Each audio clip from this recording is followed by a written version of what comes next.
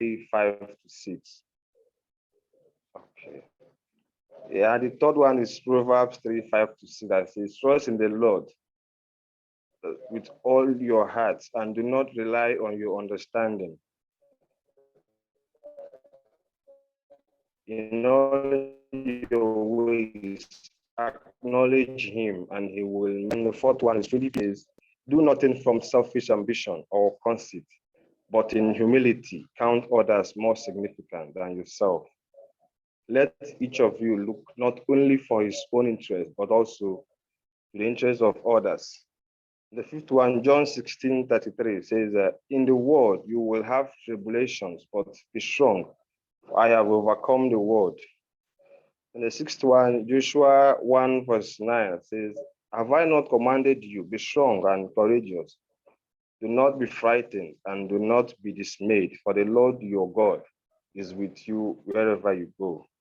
And seventh one I have is 2 Chronicles 7:14. It says, if my people who are called by my name shall humble themselves and pray and seek my face and turn from their wicked ways, then I shall hear from heaven and I will forgive their sins and heal their lands. And the last one is Revelations 21:4-5. It says, he will wipe away tears from our eyes, and death shall be no more. Neither shall be mourning, nor crying, nor pain anymore. For all things have passed away, and he who sits on the throne said, behold, I'm making all things new. Ashe.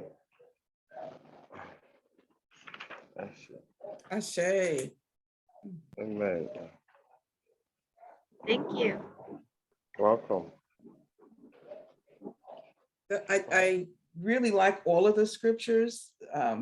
Joshua 1:9, I think it is especially intriguing for me in light of the conversation we had, especially last week. Joshua, who succeeds Moses, this great leader, liberator in Israel, was always somewhat Joshua, who had been an understudy under Moses, so to speak, a soldier, warrior. But what's so interesting about this text is that the writer of it keeps re-emphasizing, be courageous. All of these things you're gonna win. You're gonna be victorious. God is with you, but be courageous. Don't be afraid. Be courageous. Be courageous. And so that emphasis says to me that the writer understood the presence of fear. The writer understood that even though Joshua had been, the side study of this great leader, Moses, and had been a fighter in his own right, that fear would still be present with him. And so over and over, repetitiously, the writer says, be courageous. Only be courageous. You're going to get all of this. You're going to win, but only be courageous. And it's repeated. And I think that helps us even today to remind ourselves, even when we have, the faith to move mountains. And, we've conquered this before, but, that fear, as we said, is going to be like that little shadow there. And we have to remind ourselves to be courageous. Yes, you're going to be victorious. You're going to get through this. You're going to win, but be victorious. Be courageous. Only be courageous. Only be courageous. And so courage only makes sense if there's fear. There's no courage if there isn't fear, because courage is what counters fear. If there's no fear, there's no reason to be courageous. It doesn't take me courage to, walk across my street. It does take courage for me to walk across this bridge suspended up in high in the air, because there's some fear there. So courage only makes sense if there is fear. And to the degree of courage is the degree of fear that is present. Thank you again, Minister Obina. Thank you for sharing all of those. And anyone else that would like to respond, I guess, to scripture, Brenda, if that would be okay.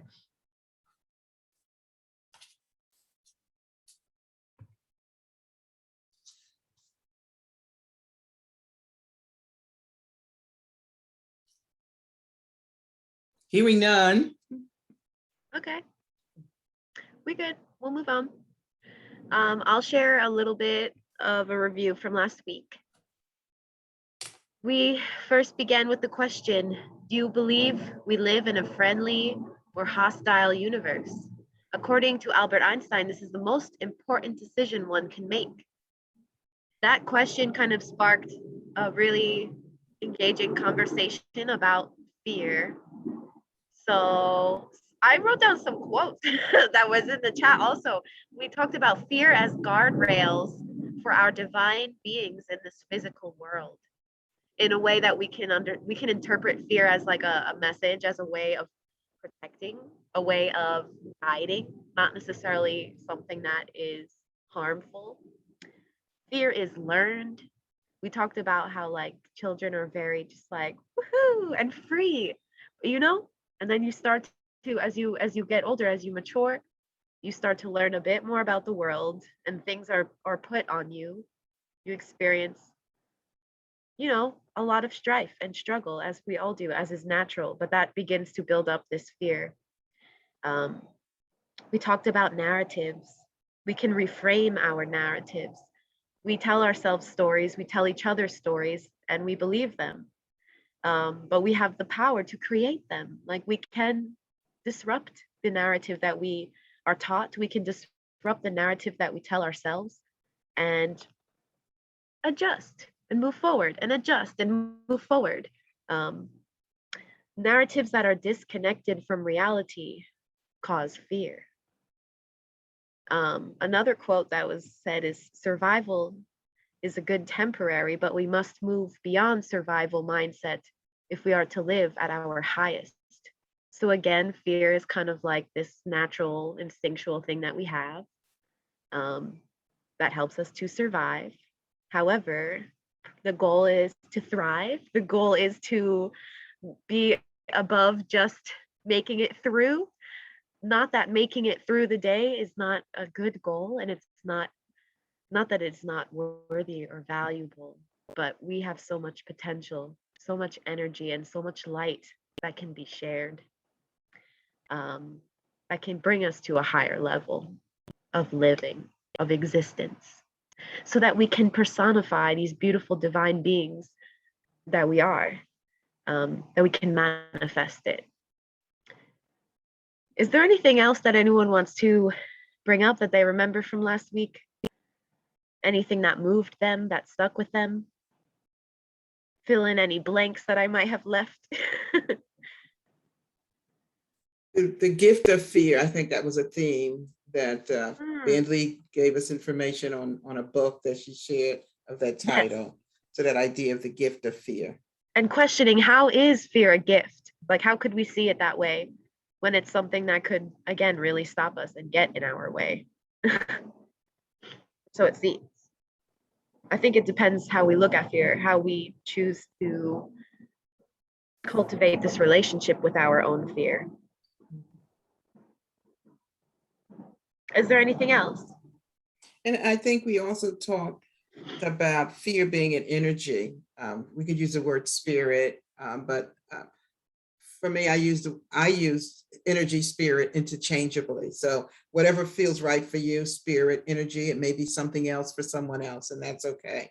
But kind of this dynamic, that is dynamic, and not necessarily, a static entity, and something that not necessarily we talked about, not necessarily something to wage a war with or to try to fight or to conquer, but like energy, we move through it, or we channel it, and how do we work with energy? So we had a discussion around that also.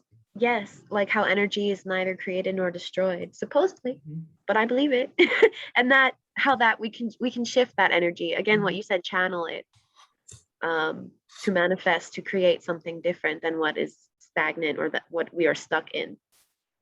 I'm remembering one more thing, Brenda, that when I re-listened, and I always listen to our services a couple of times because I miss so much when I'm present, and then when I listen, I pick up on other things. But I remember that I heard you say early in the discussion, you referenced, you asked the question, could fear be like a complement to love? And I said, wow, that's another way of reframing this rather than the enemy or the opposition. You set it up in a different, you may want to just say something else on that. But I just thought, I said, I missed that when you said it, but I was glad I listened to it and heard that again. We were talking about like the opposite of fear and love. And I was thinking about how they complement each other, essentially like this, like yin and yang kind of thing, not necessarily like good and bad, up and down. You know what I mean? Like, but that they work together. Yeah. I noticed Bandely was about to say something, if you'd like to go ahead.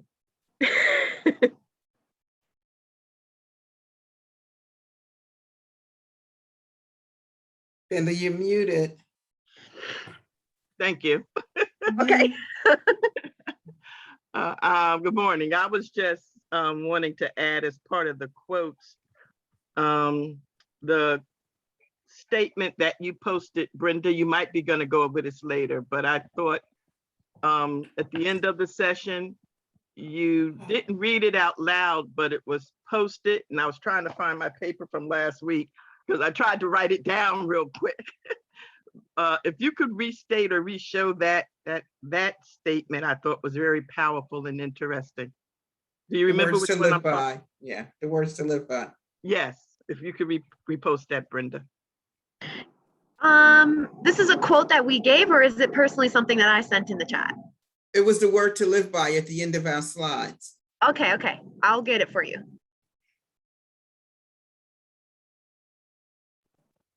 Okay, if there's nothing further, we can get into some new material and continue on with this theme. And as we segue to Brother James, if I could just say one more thing, because our subtopic this week, or subtopic, is the let me just find the way we have it worded. It says, consciousness is the power within, the ground of being. And we are segueing now into the next part of this long conversation we've been having with talking about values, a value statement, value triumphs, specifically values in spiritual and ethical philosophy. We want to set these up as not the be all ultimate truth for everyone, but as suggestions for us to consider as a way of grounding, for me, as of grounding ourselves in this awareness, because using consciousness simplified as awareness, as an awareness of how we are within ourselves and how we move and how we be in the world and in our environment.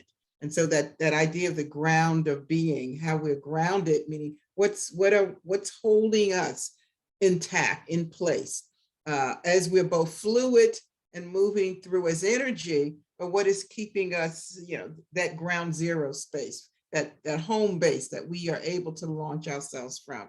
So go ahead, Brother James. And welcome, Sure, Sister Chiwi. I just see her came on, and I see her family. Beautiful. Kids. Thank you for joining us. Hi. Greetings from here in the States. Thank you. Welcome. Thank you.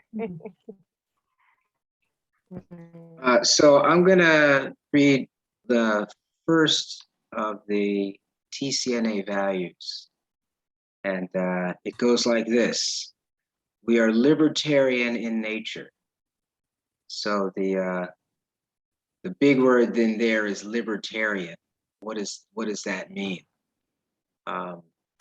And I'm going to explain libertarian in some ways in context with the parts of the doctrinal statement to give it some boundaries. So what we mean by libertarian in normal parlance would be, this is how a lot of people put it: people can do anything anything they want as long as they don't kill other people. Like, that's kind of like one way of saying it, right? So whatever somebody wants to do, how they want to live their life, they should be able to do it without judgment from other people in that community. I would put one other thing that's not allowed by libertarian in nature, and I would add stealing from the public till.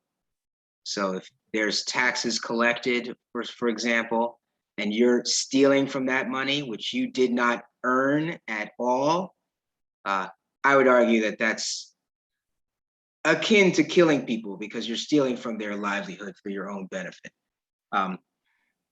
But aside from that, we are libertarian in nature. So this definition is the view that each person has the right to live his life in any way he chooses, as long as he respects the equal rights of others. That's one way of putting it. I'm not sure that that would have to be a communal discussion, right? Because personally, I don't believe in rights. I don't believe, which sounds kind of weird, right? But I don't believe in rights at all. And there's a long philosophical history. So I'm not alone in not believing in rights. Because I believe that there are negotiations, agreements, but at the end of the day, the universe is not stopping me from doing anything that I want within my capacity and degrees of freedom. So there are no rights to be given to me because the universe has already given me everything I want to do. But that's another topic. So Before you go on, could you then Yeah. define how you understand the term rights? Because that may be where there is the disconnect for some. You seem to have a very specific definition of rights. No, I'm saying I'm saying I don't believe that there are rights as it is defined here, right? Basically, rights is a kind of, or entitlements. That's another way a person is like a person is entitled to this because of something, right? I think that I prefer to use the term negotiation, right? Or an agreement, as opposed to, you could transfer that. And so for me, if I translate rights into my language, it's an agreement, okay? It's an agreement that I'm going to do something for you that I don't necessarily have to do. Okay, so I'm going to challenge you here. Does a baby have rights, or how do they enter into an agreement? No, a baby has the baby has no rights. I mean, it feels freaky. I know, but the baby has no rights.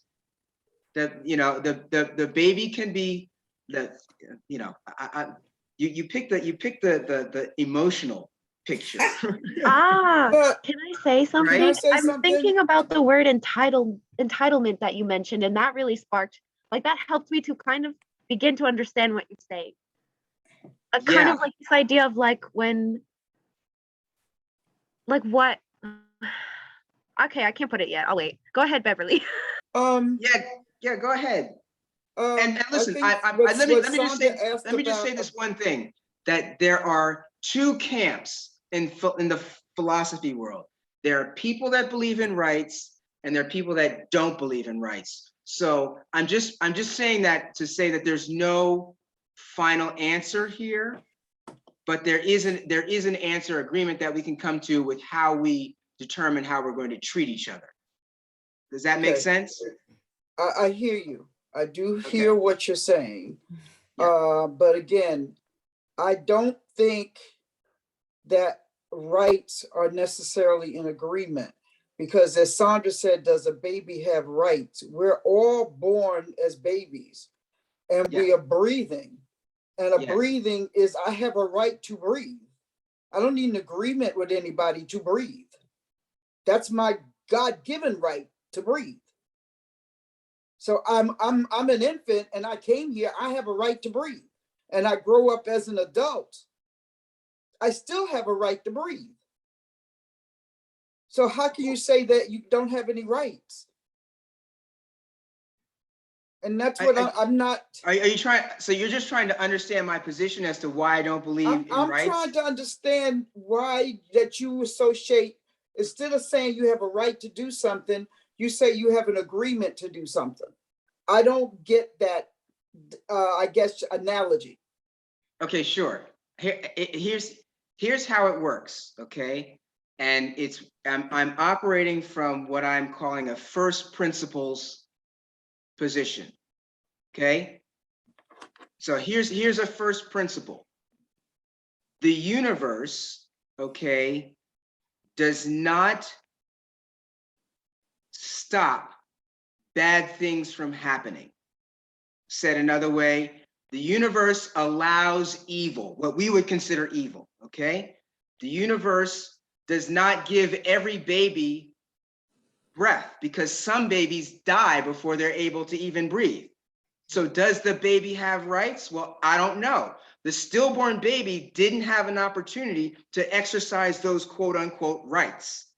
So I'm not seeing it as a right, okay? And you can say it's God-given, but then I have to say, okay, why didn't God give that right to the stillborn baby?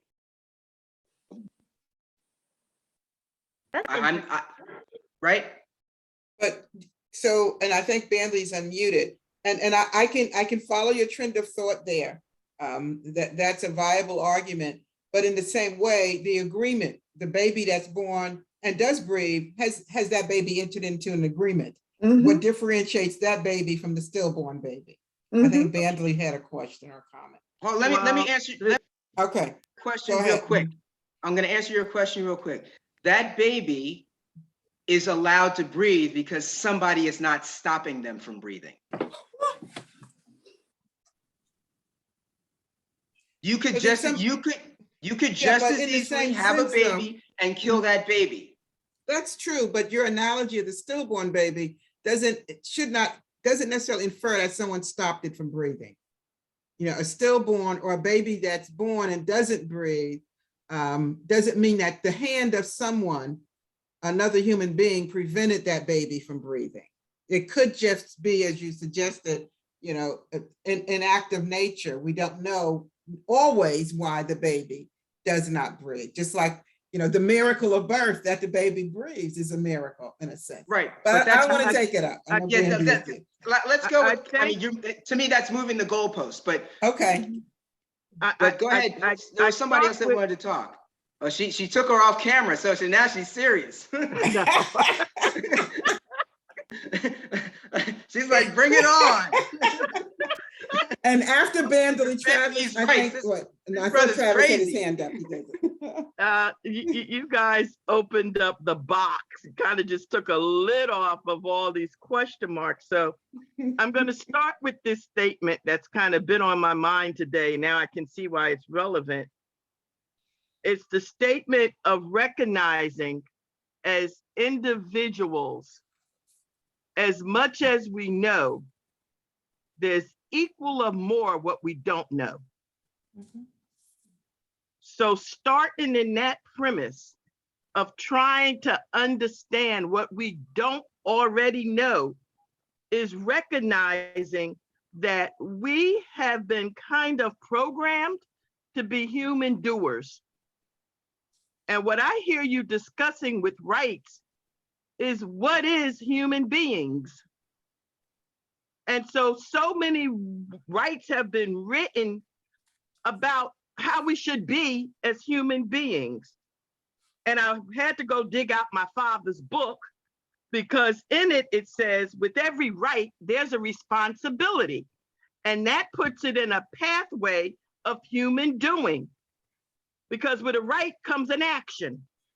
So what I hear, James, you're kind of mixing the rights with the doing as well as the rights with the being. The rights with the being goes with the baby, because the baby is doing something that we can't yet see, that we can't yet know because it's capsulated inside of a womb. So we don't know what those rights are in that negotiation with that baby and the creation of the baby. So I can tell you this from my own journey and two experiences. One, I stood in the gap for a dear friend who was getting married. Didn't know at the time I was actually standing in the gap. It took me a minute to realize I was the scapegoat, the distraction from this friend, because the church did not allow someone who was divorced to get married, and he was divorced. So me being the attack and the gossip and the words coming at eased them in for marriage. And I learned in that experience, standing in the gap matters. Now I'm going to bring it back to the baby. My siblings might have a different understanding, but my understanding, my narrative, is there was a miscarriage before I was born. If that baby didn't stand in that gap, I wouldn't be here. So why wasn't that baby born? I don't know. But I thank God I came. Did that baby stand in the gap for me? Well, I look at the 2 miscarriages I had. Didn't anything I do, couldn't tell you why. But I thank God I have the daughter I have as my firstborn. There's things we don't know, causes and effect that take place in human being that comes before we even breathe the fresh breath out into the world. More to learn, more to discover. Thank you, James. James, are you getting red, or is that just the light in your room? It's the lighting. No, That was so beautiful. The devil Thank you. coming That upon me. was. You see I'm growing the horns. I think, Bentley, if I could just say, I think that was a really wonderful analogy, and it helped me to just rethink what James said about a statement I always have, some angst about the universe allows evil, it doesn't stop evil. And I'm trying to, in my own, conscious awakening and growth, to just remove this notion of evil out of my vocabulary. But go ahead. I mean, I don't want to. Here's what I'm saying. When I say evil, the universe allows things that we generally don't agree with, that we generally find abhorrent. yes, That's what I mean by evil. So I'm not, because I can't assign that to the universe, because we're doing the assignment of, I think everybody here would generally agree that if I had access to a nuclear bomb and just sent it to, I don't know, let's pick a place that America says it doesn't like, Iran, right? I sent it to Iran, blew up Iran, right? Because now I'm a full-on, conservative, blow them all up, right? Everybody here would say, no, that's wrong. James has done an evil act, even if he isn't evil, because, I'm trying to love my children, right? So that's what I'm meaning. I'm not assigning a capital E evil to why is the universe evil. I just wanted to clarify that. And so that makes sense. That makes sense for me. What it takes me to, though, is this notion that, and maybe this is what I'm hung up on, and just trying to move past that statement, is this notion within our Christian tradition from it's in the New Testament and the Old Testament, where we first hear it with Joseph saying to his brothers, you meant it for evil, but God meant it for good. When they had, initially had tried to, kill him, and then he was sold into bondage, and we know the story. Then we pick it up again in the New Testament when Paul writes, all things work together for good to those that love the Lord and are called according to his purpose. So regardless of what it is, it's going to work out for your good. So I have a couple of stories that are going to help us kind of draw this, because there's this notion in Buddhism, right, of this kind of neutrality of it is what it is, and it's, it is what it is, right? And that, so like when Oppenheimer, he was one of the scientists that worked on the nuclear bomb, he was completely fine with it. He was like, hey, this is what I did, this is what I do, and that's how it is. While other scientists were completely upset with the fact of the way their science was used, okay? So so I'm bringing in that Buddhist notion, okay, of it is what it is. So let's talk about human trafficking, for example. I was just in conversations with some people about human trafficking. And most people would say, most of us here would say, human trafficking is evil. Okay? If we just, first thing off your mind, you wouldn't say human trafficking, you know, that's how I want to live my life. That's how I want my kids to live, right?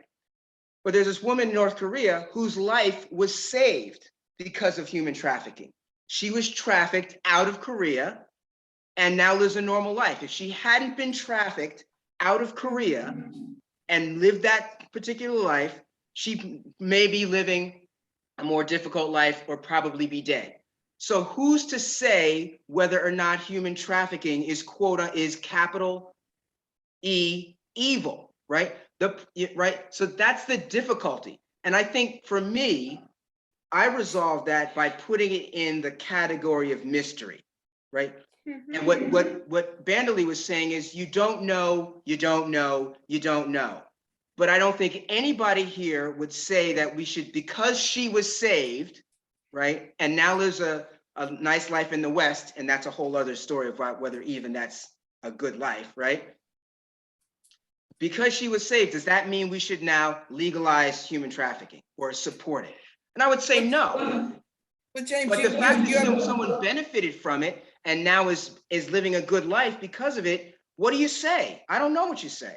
I think that story resonates with me. It points back for me to Bandely's story, because from my own experience, 1991, I was diagnosed with cancer. It interrupted my life. It was a pivotal moment in my life that changed the trajectory of my life completely. In that moment, it was it was absolutely the worst thing that could have happened to me, I felt. It was the worst experience I had ever been confronted with in my life. If anything was evil, cancer was evil. Yes. Looking back, cancer changed my life for the better. Do I say cancer is a good thing? I don't put a value statement on it. My body was affected by cells that was working against my body. Yeah. However, in the mystery of it, and this I think is what Bandely said, and this is your story, in the mystery of life, that we don't know, that unseen energy had a way of taking that very experience that put me at the lowest point in my life and propelling me up to a place that I could not have imagined. It opened my eyes. It gave me a new view of life, a whole new perspective of life. So it radically changed me. I don't know that I would have gotten here except for cancer. I understand that, but here's why here's the thing. It was, and I'm going to put this in quotations, right? It was the universe that decided you got cancer, right? As opposed to me pushing a button. Oh, so that's 1991. So let's see, I'm graduating college, right? Let's just say I'm at 1991, I'm, you know, this super guru guy. And I'm like, you know what? I'm just going to give every woman in 1991 breast cancer, whatever cancer it was, right? Is that a good thing? Like, it's this notion of agency that makes it tricky. Like, okay, would it be okay, or would you have been okay if the miscarriage your mom had before Bandely, if that was the decision of your father? Like that, now it gets a little freaky. Or are we getting into real murky territory if we say if that was an abortion rather than or an abortion, right? I mean, and that's why I you know, it's hard. You can't say, and that's why I go on the you know, it's a mystery. And that's why I operate on the notion of an agenda. I have an agenda, whether I don't call it right, I don't call it wrong. I just say it's my agenda that seems to work for me and seems to reflect what is better for most people, right? But I can't say for certain my agenda is capital G good or capital G evil. And neither can the ruling class, the current ruling class, which all of us probably oppose in some way, that we can say that their agenda is quote unquote capital G good or capital G evil. It's simply my agenda that I've come to by what I think is best from what I see in reality. And if somebody has a better argument that is based in first principles, then, you know, I have to address the legitimacy of their argument. But at the end of the day, it's going to be, I don't agree with you, and we have to decide how we're going to treat each other based upon that agreement or disagreement. That to me seems to flow most rationally from the idea that the universe does stuff apart from what any of us think or want or do. I So have a take question for us you, back. James. Okay, go James. ahead, Vandal. The word live, James, L-I-V-E. I put it in the chat. Yeah. When you spell live backwards, it means evil. It spells evil. L-I-V-E, E-V-I-L. Yes. So words tell you something. And I know sometimes when I'm here, opposites is not necessarily what my hearing doesn't say. Sometimes we always celebrate opposite, and that's a discussion for another day. But when you do reverse a course in life, it makes a difference. And so living, when you define the word, what it means to live, you can clearly see what is in a growth pattern of going into a higher step of developing itself. You can see what live is. Anything that reverse living to its lower nature, to where it was, appears to be evil. But the And I said the problem word is, appears. Vandally, I said the word appears. Let me finish a minute. Okay, yep, It yep, I'll let appears you to finish. be evil. But Sandra's statement, all things work together for the good, because what we're missing as individuals is not what comes out of us or what comes at us. It's our ability to think and respond.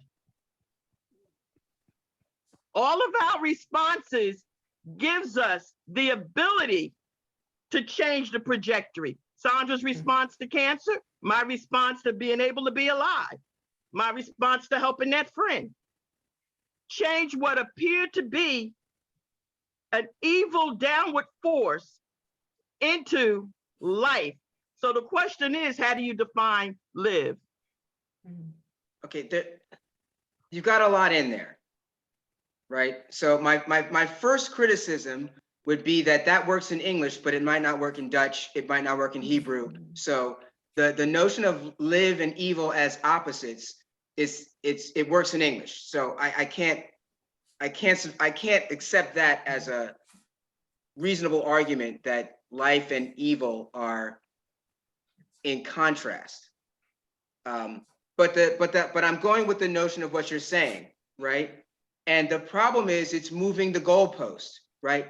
It may have been good for you, but was it good for the baby that never was alive? That's the mystery. And we can't say. So that's one part. And the other part is, if we're trying to come to agreements on how we should live together, okay, this notion, the notion of evil is more difficult to place into a policy, right? It's like, so for example, we'll go full out, since abortion is going to be on the Supreme Court ballot anyway, right? Full on out with abortion, right? Okay, is it evil or not, right? Who's benefiting? Who can tell? Like, it's a mystery. But if you have to have a policy, what are the terms you're going to use to set the policy? It can't be that the universe allows it, right? That can't, that just because the universe allows it doesn't necessarily mean that we want it to be public policy for the land, right? And just because the universe allows it doesn't mean that we don't want it to be public policy for the land. that's my argument, is that you can't use that as a rule for determining policy. Policy is about an agreement on how we want to live, which at the end of the day is drawn up behind, from my perspective, a collection of I wants, which are drawn, which you can say are drawn from source or drawn from my being here, period. Right? So that's how, and so that's a bit about how I come to that. You know, so James, so again, this is a moral position, and amoral, I mean amoral is one word, not amoral. Yeah. It's a non-moral, I'll say non-moral because it's more clear, a non-moral position from which to start on how I'm going to draw up what I think is right and wrong, and what I am going to enforce as right or wrong. Brother James, first, just a wonderful job, you know, sitting on definitely the hot seat today. But you made, I think, some very strong arguments and was able to really just take this one-liner, we are libertarian in nature, and open up this full-blown discussion. And I think what this conversation points to how challenging it is to really develop authentic communities where we're in relationship. Because these are the kind of things we usually don't talk about openly. We make kind of assumptions about, and then we find ourselves in relationships and connect with people, and we find out that we're on different paths. So thank you, James. We're going to pick up. I don't know if you want to just circle back. I want to say I one want more you to thing. close. I want you to end it. I want you to just circle back, if you would, whatever you want to say here. But if you would just circle back to this idea of we are libertarian in nature, and just give us a grounding for what does that mean for triumph? Because this is from our value statement. Okay. Oh, you made me forget what I was going to say. Sorry. It'll pop back. It usually does. So we're libertarian in nature basically means we can have conversations like this, right? I mean, in part, right? We can have conversations like this. Oh, I remember what I was going to say. My position that I don't believe in rights doesn't necessarily mean that I'm in disagreement with people on policy, right? I think that's the one thing that I really want to help to bring this, to wrap it around, right? Just because I don't believe in individual rights, right, doesn't mean that I don't think that we should have boundaries, enforced boundaries on what people do, right? So it's thinking that the atheist that doesn't believe in God means that now, you know, people can just go around killing people. It's the same kind of thing. So we're libertarian in nature basically means that we support, it's a way of saying we support you being you as you connect yourself more and more to source. As you become, and giving you a space, a free space whereby you can explore who you are and come closer and closer to, you know, God, nature, consciousness, expanded, you know, whatever you want to call your higher enlightened being, sitting on the lotus leaf, whatever it is, right? And that's generally what we mean by being libertarian. Libertarian does not mean we are supporting things that the big things that we generally consider evil. Like, I would say mass, you know, inciting mass suicide would be, that's nothing we would encourage as far as being libertarian. Female castration as a general practice, I don't think would fall under the, you know, but fall under what we would say is, you know, I mean, she should have a choice. I mean, if she wants it, great, but I don't think a baby has that option. And it's the same for the guys, right? I mean, the guys are basically right now foreskin free, not by choice, right? So I'm not sure that that's a good thing, but that's in general what we mean, what I think we mean by libertarian. And what this means is that a lot of things that the culture says outright are bad, okay, would immediately have no value here, right? So let's take an easy one like prostitution. Prostitution is one of those cultural conversations that's very difficult, right? Yet some people practice it, clients and providers, and they're perfectly fine with it, right? So, you know, are there difficulties in it? Yes, I'm not saying there are not difficulties in it, but, and if you come from that background, there's no one here that's saying, oh, there's something wrong with you, you're damaged, any of that stuff, right? So, and it would be the same for a, I don't know, and so I'll pick something that would be harder for me. A white collar criminal politician who steals from the public till, the people who are responsible for inflation and stealing from people that way. If that person is reformed, right, then you have a place here, right? That's what we mean. So libertarian also has this kind of incorporating inclusive nature to it, that I generally don't think is available in most communities. Most communities, you know, and I just, you know, are a little bit more exclusive in who they want to, you know, build relationships with. So I hope that was helpful in terms of what we mean. And of course, it's an ongoing discussion of what it means to be libertarian. This is in no way set in stone, but it gives a kind of a spirit of what this libertarian nature is. I hope that was helpful.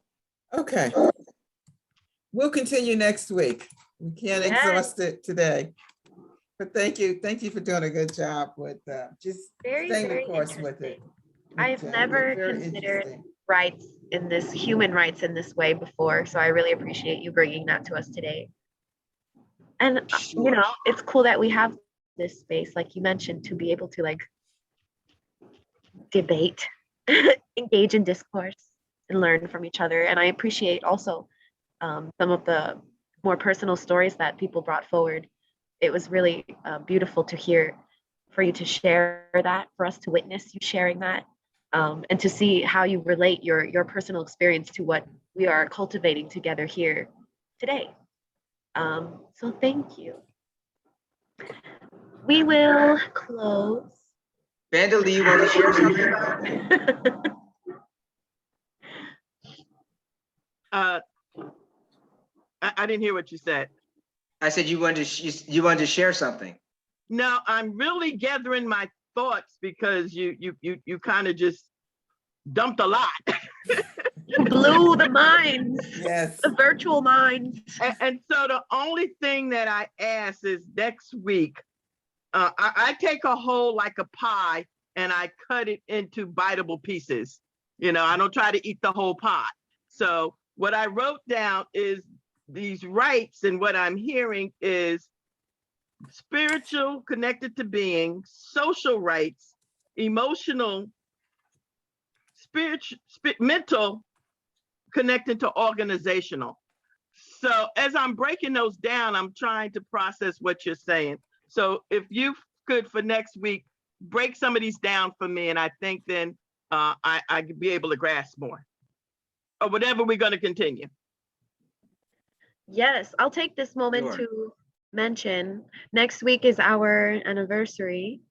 We're technically the 19th, 20th, which is midweek, so we'll be celebrating next Sunday. The theme is the nature of revelation and its justification. So we'll have a few guests come through and speak on that theme. We'll have some music. We'll just have some conversation similar to this, but more focused on our history, the history of triumph, the founder's revelation, and kind of how we are bringing that to life each week together as a community. And we're hoping next week that a senior bishop will be able to just share with us briefly a little bit of his testimonies and words of encouragement. So we're looking forward to next week's gathering. It's going to be different. It's going to be not going to be our regular gathering, but we'll come back in 2 weeks with our regular Sunday gathering and discussion. I look forward to it. So I'll read this, Travis, I guess, today. An invitation to join us. Here's how you can become a part of our family. You can become a member or start a chartered group in your community. You can email us at triumphlifecenter@gmail.com for more information. If you were once a part of Triumph and you'd like to return, you're welcome to come back. Again, email us, let us know. You could check out our website. We have a membership application, or if you just want to join our sessions and see how you feel and, you know, join the conversation, that would be excellent too. You can support our ongoing mission of healing, educating, inspiring, and creating new ways of being in community through your financial donations, which are tax deductible. We have a Cash App, which is $Triumph 2020, or you can mail a check to Triumph, the Church of the New Age, P.O. Box 2157, Newark, New Jersey, 07114. And I'll share words to live by, and then Wesley, you can close us out. So, this anonymous quote, this what we started with: the core of your soul, the center of your being, the higher consciousness of your mind, that is where the kingdom of love and peace begins, within us. So, go ahead, Wes. Take it away.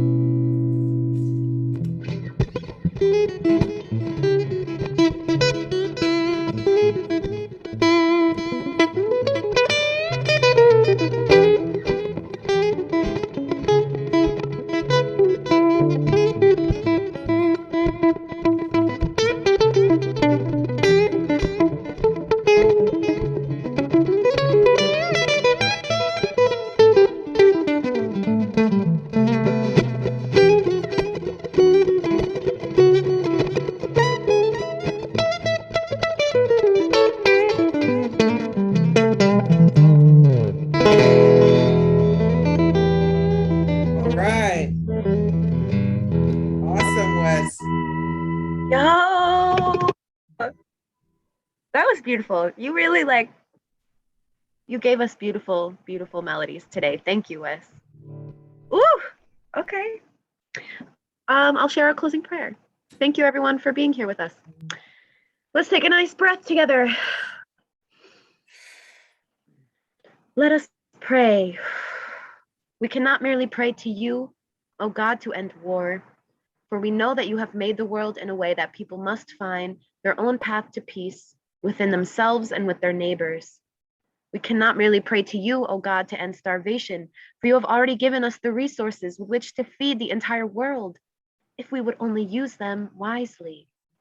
We cannot merely pray to you, O God, to root out prejudice, for you have already given us eyes with which to see the good in all people, if we would only use them rightly.